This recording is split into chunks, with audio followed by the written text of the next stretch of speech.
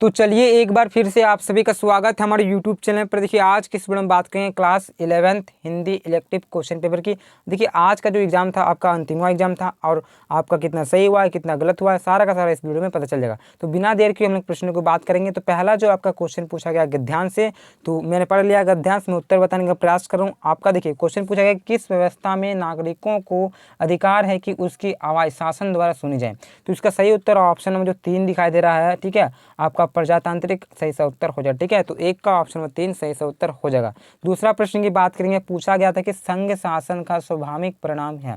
तो इसका जो स्वाभाविक परिणाम है आपका ऑप्शन जो 4 दिखाई दे रहा है, क्षेत्र दलों का उदय आपका सही सा उत्तर हो जाएगा। ठीक है, इसी प्रकार बात करते हैं अगला प्रश्न की। और यहाँ पे जो आपका प्रश्न क्या पूछा जा रहा है, तीसरा प्रश्न की संघीय शासन में नीतियां व कार्यक्रम किसके हितों के, ठीक है, परिप्रेक्ष्य में तैयार होते हैं। तो इसका सही उत्तर ऑप्शन नंबर जो 1 जो दिखा है राष्ट्र हितों के आपके सही सा उत्तर हो जाए। ठीक है, तो इसका मतलब 3 का ऑप्शन नंबर जो 1 जो दिखा दे रहा है आपका सही सा उत्तर हो जाएगा। अब फटाफट मिला लीजिए, लास्ट में मुझे कमेंट करके बता दीजिएगा कि आपका कितना सही हुआ और कितना गलत हुआ। चलिए अगला चौथा प्रश्न की बात करेंगे। और यहाँ पे जो आपका प्रश्न पूछा गया था कि अपेक्षित का अर्थ है। तो देखिए इसका सही उत्तर ऑप्शन जो 2 दिखाई दे रहा है आपका सही सा उत्तर हो जाएगा। ठीक है, चलिए बात करते हैं पांचवा प्रश्न। और 5 से लेकर जो 8 का प्रश्न आपको देना है, फिर इसको रीड करने आपको देना। ठीक है, तो मैंने रीड कर लिया है, आप रीड कर लिए होंगे। तो ठीक है, मैं उत्तर बताने का प्रयास कर रहा हूँ, जो हो गया सो हो गया, आप पता कर लीजिए कितना आपका सही है और कितना गलत है। ठीक है, पांचवा प्रश्न की बात करेंगे। पूछा गया कि रघुकुल की वह अभागिन रानी कौन थी। तो देखिए वो थी आपका कैकेयी। ठीक है, माता कैकेयी। तो ऑप्शन में जो 4 दिखाई दे रहा है आपका सही सा उत्तर हो जाएगा। चलिए बात करते हैं छठा प्रश्न की। और यहाँ पे जो आपका प्रश्न पूछा गया कि किस जननी ने भरत का भाई जना। तो इसका सही उत्तर ऑप्शन जो 1 दिखाई दे रहा है कैकेयी आपका सही सा उत्तर हो जाएगा। ठीक है, कौन, कैकेयी। अगला बात करें सातवां प्रश्न की। पूछा जा रहा है कि प्रस्तुत काव्यांश में किस भाषा का प्रयोग है। तो 7 का ऑप्शन में जो 4 दिखाई दे खड़ी बोली, ठीक है, हिंदी आपका सही सा उत्तर हो जाए। ठीक है, तो देखिए 4 का ऑप्शन जो 4 दिखाई दे रहा है ऑप्शन नंबर 4 सही सा उत्तर हो जाता है। अगला 8वां प्रश्न की बात करेंगे। यहाँ पे जो आपका प्रश्न पूछा है कि जीव का पर्यवचक हो सकता है। तो देखिए इसका बात करेंगे ऑप्शन में से, तो इनमें से सभी आपका सही सा उत्तर हो जाएगा। जो ऑप्शन नंबर 4 है इनमें से सभी आपका सही सा उत्तर हो जाएगा। अगला देखिए प्रश्न की बात करेंगे। यहाँ पे आपका 9वां प्रश्न अभिव्यक्ति एवं माध्यम से पूछे जाएंगे और इसके जो प्रश्न देख लेते हैं।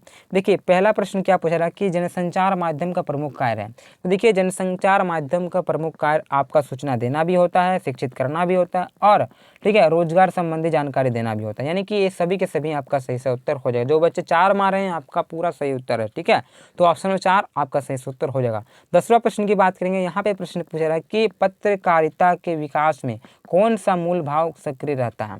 इसका ऑप्शन में जो 2 दिखाई दे रहा है आपका जिज्ञासा होना चाहिए। ठीक है, तो जिज्ञासा आपका सही सा उत्तर हो जाएगा ऑप्शन नंबर 2। चलिए अगला प्रश्न की बात करेंगे। 11वां प्रश्न आपका पूछा जा रहा है कि सूचनाओं का संकलन कर, ठीक है, संपादक तक पहुंचाने की जिम्मेवारी किसकी होती है। तो इसकी जो जिम्मेवारी होती है वो पत्रकार को होती है। ठीक है, तो 11 का ऑप्शन 4 दिखाई दे रहा है पत्रकार आपका सही सा उत्तर हो जाएगा। 12वां प्रश्न की बात करेंगे। पूछा जा रहा है कि विचारों के आदान प्रदान की इनमें से सबसे प्राचीन शैली कौन सा है। देखिए प्राचीन शैली पूछा गया है तो इंटरनेट तो अभी वर्तमान में है, टेलीफोन भी है, ठीक है, फैक्स भी है। तो पत्रकार जो दिखाई दे रहा है आपका सही सा उत्तर हो जाएगा। ठीक है, तो ऑप्शन नंबर जो 1 दिखाई दे रहा है 12 का 1 आपका सही सा उत्तर हो जाएगा। अगला प्रश्न की बात करेंगे 13वां प्रश्न की। यहाँ पे क्या पूछा जा रहा है कि मुद्रित माध्यम की सबसे बड़ी विशेषता है। मुद्रित माध्यम की सबसे बड़ी विशेषताओं की बात कर सकते हैं तो वो हो जाएगा आपका स्थायित्व। तो ऑप्शन नंबर जो 1 जो दिखाई दे रहा है आपका सही सा उत्तर हो जाएगा। 14वां प्रश्न की बात करेंगे। यहाँ पे आपका क्या प्रश्न पूछा जा रहा है कि भारत में प्रकाशित होने वाला, ठीक है, समाचार पत्र जो बंगाल गजट है ना, इसका प्रकाशन वर्ष आपको बताना है। तो ये जो प्रकाशन हुआ था वो था आपका 1780 में। तो ऑप्शन नंबर जो 2 दिखाई दे रहा है आपका सही सा उत्तर हो जाएगा। ठीक है, जो बंगाल गजट है इसके प्रकाशन कब हुआ था 1780 में। अगला बात करेंगे प्रश्न की। यहाँ पे जो आपका प्रश्न पूछ रहा है कि पाक्षिक पत्रिका कितने दिनों के अंतराल में प्रकाशित होती है। तो देखिए पाक्षिक जो पत्रिका है वो 15 दिनों के अंतराल में होती है। ठीक है, तो ऑप्शन नंबर जो 4 दिखाई दे रहा है 15 दिन आपका सही सा उत्तर हो जाएगा। अगला देखिए 16वां प्रश्न की बात करेंगे। यहाँ पे आपका प्रश्न क्या पूछा जा रहा है कि समाचार लेखन की प्रचलित शैली क्या कहलाती है। तो देखिए वो जो शैली कहलाती है उल्टा पिरामिड शैली। तो ऑप्शन में जो 1 दिखाई दे रहा है आपका सही सा उत्तर हो जाएगा। अगला प्रश्न की बात करेंगे। यहाँ पे जो आपका प्रश्न पूछा है कि भारत में पहला छापाखाना खुला था। तो देखिए ये प्रश्न मैंने पढ़ाया था। जो भारत का पहला छापाखाना खुला था वो खुला था गोवा में। कब खुला था 1556 में। तो ऑप्शन में जो 4 दिखाई दे रहा है गोवा आपका सही सा उत्तर हो जाएगा। ठीक है, ऑप्शन नंबर 4। अगला बात करेंगे हम लोग 18वां प्रश्न की। और यहाँ पे जो आपका प्रश्न पूछा रहा है कि कम से कम शब्दों में, ठीक है, तत्काल महज सूचना देना टेलीविजन समाचार के किस चरण के आता है, ठीक है।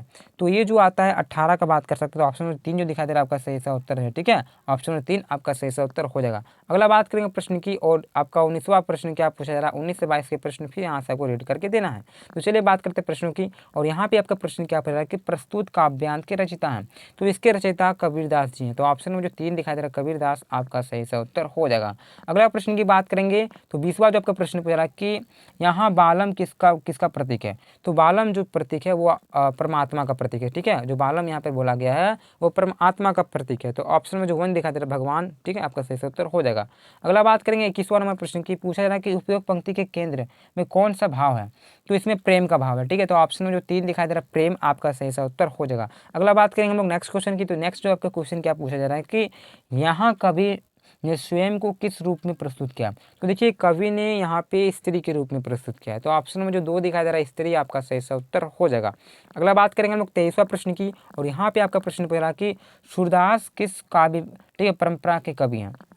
तो देखिए सूरदास जो है वो कृष्ण काव्य परंपरा, यानी कि ऑप्शन में जो 1 जो दिखाई दे रहा है आपका सही सा उत्तर हो जाएगा। 24वां प्रश्न की बात करेंगे, यहाँ पे आपका प्रश्न पूछ रहा है कि गोपियों के अनुसार कृष्ण को कौन प्रिय है।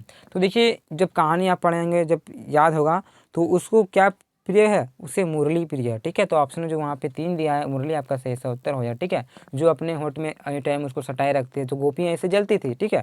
तो ऑप्शन में जो 3 है आपका सही सा उत्तर हो जाता है। अगला बात करेंगे 25वां प्रश्न की, पूछा रहा है कि निम्नलिखित में से कौन सी रचना सूरदास की नहीं है, तो इन ऑप्शन में से बात कर सकते हैं। तो ऑप्शन में जो 4 दिखाई दे रहा है आपका सही सा उत्तर हो जाएगा, ठीक है। यानी कि 25 का ऑप्शन नंबर 4 आपका सही सा उत्तर हो जाएगा। चलिए अगला बात करेंगे हम लोग 26वां प्रश्न की, यहाँ पूछा रहा है कि बोरत तो बजरों ने, ठीक है, निचोरत बेने नहीं, पंक्ति में किस त्यौहार का वर्णन है, इसमें होली का त्यौहार का वर्णन है, ठीक है। तो ऑप्शन नंबर जो 2 दिखाई दे रहा है होली आपका सही सा उत्तर हो जाएगा। अगला देखिए हम बात करेंगे 27वां प्रश्न की, और यहाँ पे आपका प्रश्न पूछा रहा है कि पद्माकर किस भाषा के कवि हैं। तो 27 का ऑप्शन नंबर यहाँ पे जो 3 दिखाई दे रहा है, ठीक है, आपका सही सा उत्तर हो जाएगा, ठीक है। साहित्यिक ब्रजभाषा आपका करेक्ट आंसर हो जाएगा। नेक्स्ट क्वेश्चन बात करते हैं 28 नंबर क्वेश्चन की, और 21 8 से लेकर 31 से आपको क्वेश्चन का आंसर देना है, यहाँ से रीड करने के बाद, ठीक है। तो चलिए मैं आंसर बताने का प्रयास कर रहा हूँ। यहाँ पे आपको प्रश्न पूछा है कि प्रस्तुत पंक्तियाँ किस पाठ से ली गई। देखिए ये जो पंक्ति ली गई है वो आपका लिया गया है 2 बेलों का, ठीक है, दोपहर का भोजन से, ठीक है। तो ऑप्शन नंबर यहाँ पे 2 दिखा दे रहा है दोपहर का भोजन आपका सही सा उत्तर हो जाएगा। अगला नेक्स्ट क्वेश्चन की बात करेंगे, यहाँ पे क्वेश्चन आपको पूछा रहा है कि विभाग की करली से किनकी छटनी हुई थी। तो देखिए वो जो हुई थी आपका मुंशी चंद्रिका प्रसाद, यानी कि ऑप्शन नंबर जो 1 जो दिखा दे रहा है आपका सही से उत्तर हो जाएगा, ठीक है। ये आपका ऑप्शन नंबर 1। चलिए नेक्स्ट क्वेश्चन की बात करें 30 नंबर क्वेश्चन की, यहाँ पे क्वेश्चन पूछा जा रहा है कि आंगन की अलगनी पर कई पेबंद लगी एक गंदी साड़ी टंगी थी, ठीक है। यहाँ किसकी साड़ी की बात कही गई है, तो इसमें जो कही गई है वो सिद्धेश्वरी की साड़ी की, ठीक है। तो ऑप्शन में जो 3 दिखाई दे रहा है सिद्धेश्वरी आपका सही से उत्तर हो जाएगा, 30 का ऑप्शन नंबर 3। बात करते हैं नेक्स्ट क्वेश्चन की, और यहाँ पे क्वेश्चन पूछा जा रहा है कि प्रस्तुत पंक्ति के लेखक कौन है। तो मैंने पढ़ाया था कल आप सभी को, इसका जो लेखक है वो है अमरकांत जी, ठीक है। तो ऑप्शन में जो 2 दिखाई दे रहा है अमरकांत आपका सही से उत्तर हो जाएगा। अगला प्रश्न की बात करेंगे, यहाँ पे प्रश्न पूछा रहा है कि प्रेमचंद्र का मूल नाम था।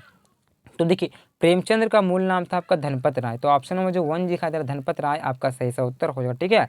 आपका 32 का ऑप्शन नंबर 1। चलिए अगला बात करते हैं 33वां प्रश्न की, पूछा जा रहा है कि हामिद किस कहानी का, ठीक है, केंद्रीय पात्र था। तो देखिए हामिद जो आपने पढ़ाया था, मैंने कल आपको पढ़ाया था ईदगाह से, ठीक है। तो ऑप्शन में जो 1 दिखाई दे रहा है आपका सही सा उत्तर हो जाएगा। अगला बात करेंगे 34वां प्रश्न की, पूछा जा रहा है कि टॉर्च बेचने वाला व्यंग रचना में टॉर्च किस कंपनी का था। तो मैंने कल पढ़ाया था आप सभी को, जो वो था वो आपका सूरज, ठीक है, छाप का टॉर्च बेचता था। तो ऑप्शन में जो 3 दिखाई दे रहा सूरज छाप टॉर्च आपका सही सा उत्तर हो जाएगा। मैंने बहुत सारा आपको करवाया था, उसमें से बहुत सारा भीड़ भी गया है।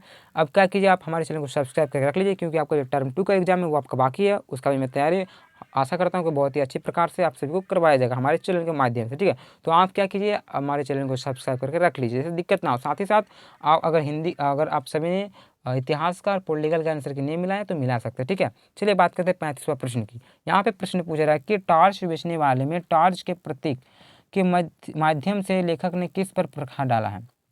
तो देखिए इसे भी मैंने कल बताया था। आपका ऑप्शन जो 1 दिखा है भ्रष्टाचार पर और आस्थाओं के बाजारीकरण पर, यानी कि 2 और 3 आपका सही सा उत्तर, ऑप्शन जो 4 दिखाई दे रहा है सही सा उत्तर हो जाएगा। ठीक है, इस प्रश्न को कल मैंने बताया था वीडियो में, तो ऑप्शन में जो 4 दिखाई दे रहा है सही सा उत्तर हो जाएगा। चलिए अगला बात करते हैं 36वां प्रश्न की। पूछा रहा कि गूंगे कहानी में किसके प्रतीक समाज, ठीक, किसके प्रति समाज में व्याप्त संवेदनहीनता को रेखांकित किया गया है। तो इसे भी मैंने बताया था, ऑप्शन में जो कौन दिखाई दे रहा है दिव्यांग आपका सही सा उत्तर हो जाए। ठीक है, 36 का ऑप्शन नंबर 1 सारा का सारा प्रश्न मेरे बताया हुआ है। चलिए अगला बात करेंगे प्रश्न की। आपका 37वां प्रश्न पूछ रहा है कि अंडे के छिलके एकांकी के लेखक है, तो इसके लेखक है मोहन राकेश जी। ठीक है, तो ऑप्शन नंबर जो 2 दिखाई दे रहा है आपका सही सा उत्तर हो जाता है। 38वां प्रश्न की बात करेंगे। पूछ रहा है कि अंडे के छिलके किस प्रकार के एकांकी है, तो एक पारिवारिक है। ठीक है, तो ऑप्शन नंबर यहाँ पे जो 4 दिखाई दे रहा है 38 का सही सा उत्तर हो जाता है। चलिए अगला 2 प्रश्न बचा, इसे भी देख लेते हैं। और यहाँ पे क्या प्रश्न पूछ रहा है कि अंडे के छिलके पाठ के आरंभ में जो अम्मा है, अम्मा की कैसी तस्वीर उभरी, तो ऑप्शन में जो 1 दिखाई दे रहा है परंपरावादी स्त्री आपका सही सा उत्तर हो जाए। ठीक है, 39 का ऑप्शन नंबर 1 आपका सही सा उत्तर हो जाएगा। ठीक है, चलिए बात करते हैं आज का अंतिमवा प्रश्न और 40वां प्रश्न। क्या पूछा जा रहा है कि वीना कौन सी पुस्तक पढ़ती थी, तो ऑप्शन में जो 4 दिखाई दे रहा है आपका सही सा उत्तर हो जाए। ठीक है, यानी कि 40 का ऑप्शन 4 आपका सही सा उत्तर हो जाएगा। इसी प्रकार 1 से लेकर जितने भी आपके प्रश्न बने सारा का सारा प्रश्न मैंने बता दिया और सारा का सारा उत्तर आप सभी मेरा भी लिया होगा। तो फटाफट अपना कमेंट कर दिए, क्योंकि आज आपका अंतिम एग्जाम था। साथ ही साथ हमारे चैनल को सब्सक्राइब करके रख लें, क्योंकि आपका और एक एग्जाम बाकी है। क्या कीजिए, अपने मित्रों को भी शेयर कर दिए। साथ ही साथ अगर आप सभी ने हिस्ट्री का नहीं मिला हो और पॉलिटी का नहीं मिला हो तो मिला सकते हैं, और हमारे चैनल से जुड़े रहें, ताकि अगले जो एग्जाम हो सेकंड टर्म का उसको बेहतर से बेहतर आपका रिजल्ट करवा सके हम लोग। ठीक है, तो तब तक आप क्या कीजिए, हमारे चैनल को सब्सक्राइब करके लीजिए, और तब तक के लिए अपना अपना आंसर मिला के बाद अपना नाम के साथ प्यारा सा कमेंट करके मुझे बता दीजिए कि कितना आपका सही है और कितना है। ठीक है, तब तक के लिए धन्यवाद। इसी प्रकार दूसरे वीडियो में जय हिंद, जय भारत।